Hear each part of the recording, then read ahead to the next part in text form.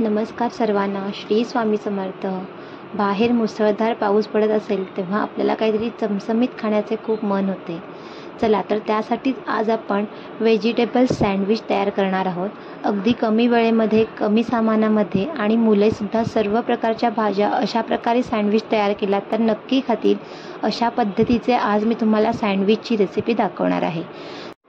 चला तर अशा प्रकारचे कुरकुरीत सँडविच कसे तयार करायचे हे आपण बघूया. त्यासाठी सर्वात आधी आपण सँडविचची चटणी तयार करून घेऊया. आता सँडविचची चटणी तयार करण्यासाठी मी इथे थोडीशी पुदिन्याची पाने, त्यानंतर थोडीशी कोथिंबीर, चवीनुसार यामध्ये हिरवी मिरची आणि 2 ते 3 लसणाच्या पाकळ्या घेतलेल्या आहेत. चवीनुसार आपण यामध्ये मीठ घालायचे आणि हे सर्व मिक्सरमध्ये आपण बारीक करून ह्याची चटणी तयार करून घ्यायची. बघा अशा प्रकारे इथे मी आता ही सँडविचची चटणी तयार करून घेतलेली आहे. आता आपण सँडविचमध्ये भरणारे जे स्टफिंग असते ते तयार करूया. त्यासाठी इथे मी 2 ते 3 बटाटे उकडवून घेतलेले आहेत. ते बटाटे मी असे स्मॅशरने स्मॅश करून घेत आहे. आता यामध्ये बारीक कापलेला कांदा घालून घ्यायचा. इथे मी 2 मीडियम आकाराचे बारीक कापलेले कांदे घातलेले आहेत. त्यानंतर 1 काकडी घेऊन ती बारीक कापून ती सुद्धा घातलेली आहे. त्यानंतर 1 शिमला मिरची बारीक कापून घातलेली आहे.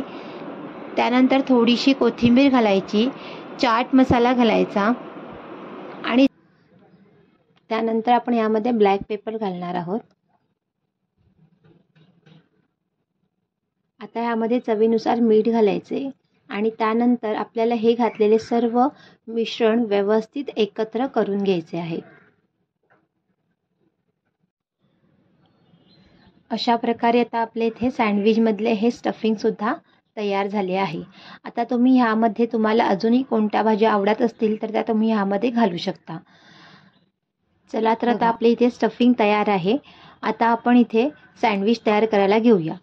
त्यासाठी मी इथे ब्राऊन ब्रेडचा वापर केलेला आहे. तुम्ही तुम्हाला आवडणाऱ्या कोणत्याही ब्रेडचा इथे वापर करू शकता. आता मी ब्रेडला सर्वात आधी मेल्ट करून घेतलेले बटर लावून घेत आहे. सर्व ब्रेडला व्यवस्थित असे आपल्याला इथे बटर लावून घ्यायचे आहे. त्यानंतर ब्रेडवरती टॅमॅटो केचप घालून घ्यायचे. टॅमॅटो केचप किंवा जी सँडविचची चटणी आहे त्यामुळे सँडविचला खूप छान अशी टेस्ट येते.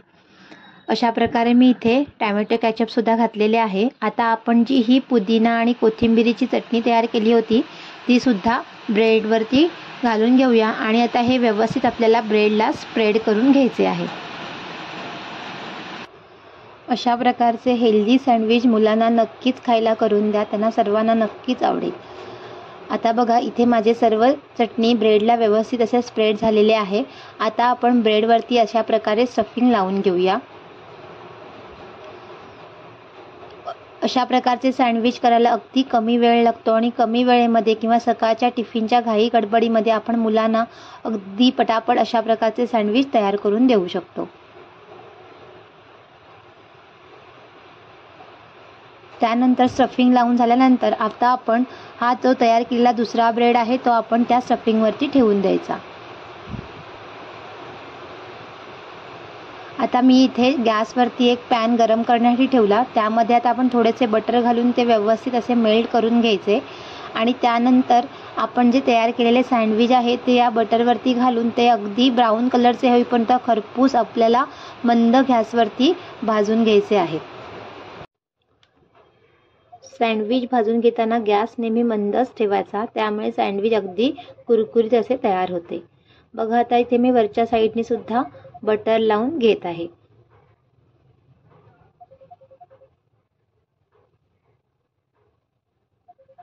आता त्यानंतर आपण ह्या सँडविचला पलटून बघूया.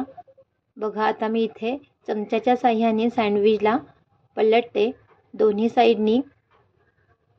बघा इथे असे ब्राऊन कलरचे असे सँडविच आपले खरपूस असे भाजून एका साईडनी तयार झालेले आहे. आता अशाच प्रकारे आपण दुसऱ्या साईडनीही त्याला व्यवस्थित असे भाजून घ्यायचे. आता इथे दोन्ही साईडनी क्रिस्पी असे सँडविच आपले भाजून तयार झालेले आहे. आता ह्याला आपण पिझ्झा कटरनी कट करून घेऊया.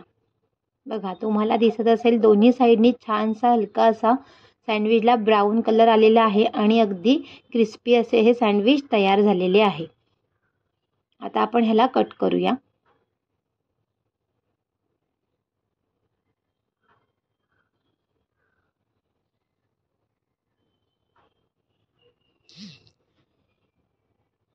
बघा, इथे असे आता आपले हे सँडविच वरून क्रिस्पी आतनं अगदी मऊसर अशा प्रकारे तयार झालेले आहे. तुम्ही सुद्धा अशा प्रकारचे सँडविच नक्की तयार करून बघा. चवीला खूप छान लागते. आणि सकाळच्या घाई गडबडीत मुलांना टिफिनमध्ये काय द्यायचे असा प्रश्न पडत असेल तर अशा प्रकारे सँडविच तुम्ही नक्की मुलांना टिफिनमध्ये तयार करून देऊ शकता. चला तर तुम्हाला कशी वाटली माझी ही रेसिपी हे मला कमेंट करून नक्की सांगा. आणि जर व्हिडिओ आवडला तर चॅनलला लाईक, शेअर आणि सबस्क्राईब करा. धन्यवाद.